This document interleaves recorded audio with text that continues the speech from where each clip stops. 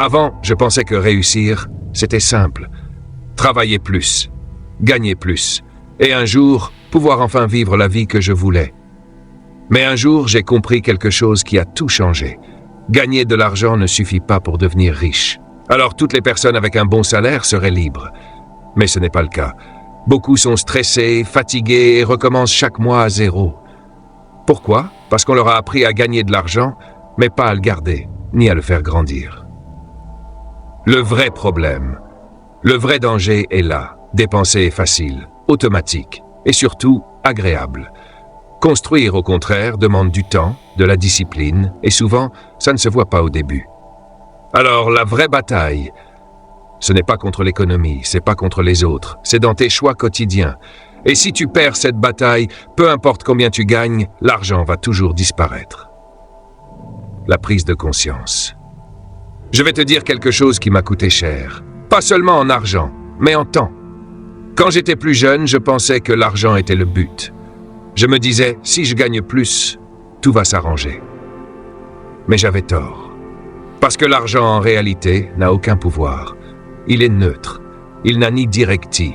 Tout dépend de ce que tu fais avec. L'argent comme de l'eau. L'argent fonctionne comme de l'eau. Si tu ne le diriges pas, il prend le chemin le plus facile.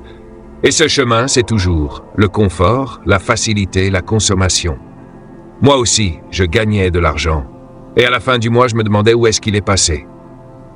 Pas parce que je gagnais peu, mais parce que je ne lui donnais aucune direction. Et un argent sans direction crée une vie sans direction. Le déclic. Un jour, mon mentor m'a posé une question simple. Tu sais exactement où est allé ton argent le mois dernier? J'ai répondu, pas vraiment. Et il m'a dit, alors ce n'est pas toi qui contrôle ton argent, c'est lui qui te contrôle. Et là, tout a changé. Le principe clé. J'ai compris quelque chose de puissant. Chaque euro doit avoir un rôle avant d'être dépensé. Sinon, il sera gaspillé après. Alors mon argent, pas parce que j'aimais ça, mais parce que j'en avais besoin. Au début, c'était dur. J'ai vu des choses que je ne voulais pas voir, des petites dépenses inutiles, des habitudes qui détruisaient mon futur. Mais cette prise de conscience m'a donné une chose, le contrôle. Et le contrôle m'a donné une direction. Le changement. Ensuite, j'ai changé une règle importante. Au lieu de dépenser, puis épargner ce qu'il reste. J'ai fait l'inverse. J'investissais d'abord, puis je dépensais. Parce que si tu ne donnes pas la priorité à ta croissance, la consommation prendra toujours sa place. La différence des riches. Les personnes riches ne gagnent pas juste plus. Elles dirigent mieux leur argent. Elles décident où il va, avant que le monde décide à leur place. Et chaque mois, je me posais une question simple. Est-ce que mon argent a grandi? Ou est-ce qu'il a disparu? Pas est-ce que j'ai profité? Est-ce que ça a construit quelque chose? Parce que si ton argent ne construit rien, il est en train de détruire quelque chose. Conclusion partie 1. Comprends bien ça. Ton avenir financier ne dépend pas de combien tu gagnes, mais de comment tu diriges ton argent. Chaque euro est une décision, et chaque décision crée une direction.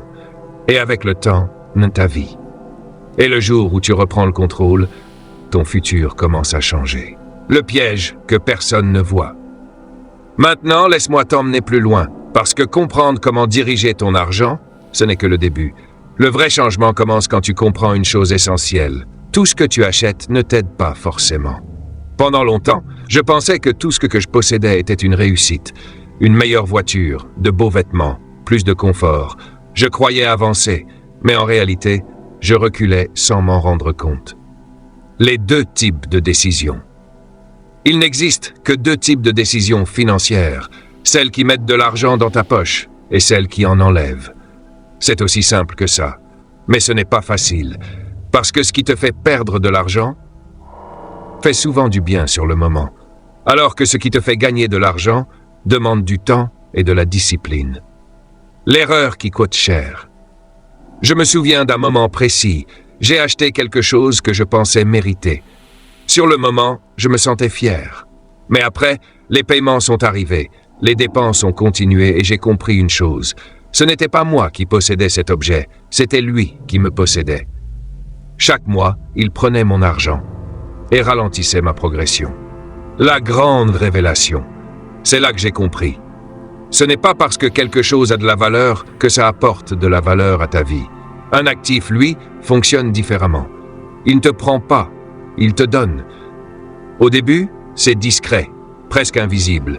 Mais avec le temps, il te rapporte de l'argent, il crée des opportunités, il donne de la stabilité. Et une fois que tu comprends ça, ta façon de penser change complètement. La question qui change tout.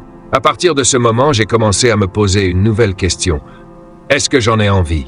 Qu'est-ce que ça va faire à mon futur? Est-ce que ça va m'aider ou est-ce que ça va me ralentir? Cette simple question peut éviter des années de galère. La discipline qui fait la différence. Comprendre, c'est bien, mais agir, c'est mieux. Tu dois faire des actifs une habitude, même petit, même lent. Tu investis régulièrement, tu construis progressivement, tu avances, peu importe le montant. Parce que ce n'est pas la taille qui compte au début, c'est la répétition. Quelqu'un qui investit un peu aujourd'hui investira beaucoup demain, mais celui qui attend le bon moment ne commence jamais. Réduire sans se priver.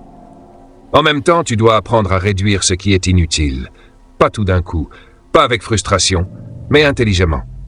Tu ne supprimes pas le plaisir, tu supprimes le gaspillage, tu ne retires pas le confort, tu retires ce qui te freine. Petit à petit, tu reprends le contrôle. Le basculement. Et avec le temps, quelque chose de puissant se produit.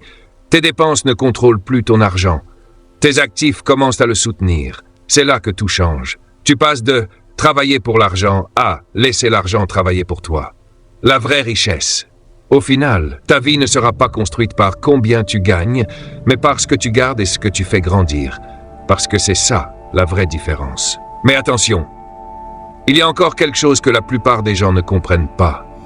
Le plus grand piège n'est pas seulement ce que tu dépenses, c'est ce que tu crois être le succès. Et ça peut te faire perdre des années sans même que tu t'en rendes compte. Si tu dois retenir une seule chose de tout ça, c'est pas combien tu gagnes qui va changer ta vie, c'est ce que tu fais avec. Parce qu'au final, tu peux gagner beaucoup et rester bloqué, ou gagner peu et construire quelque chose de solide. Tout dépend de ta façon de penser. Chaque euro que tu touches est une opportunité, une direction, une décision.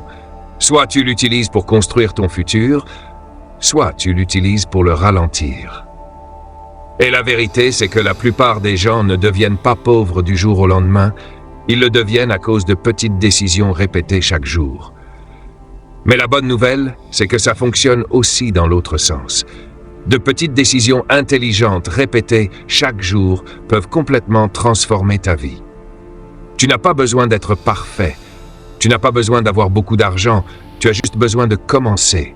Commencer à observer, commencer à contrôler, commencer à construire.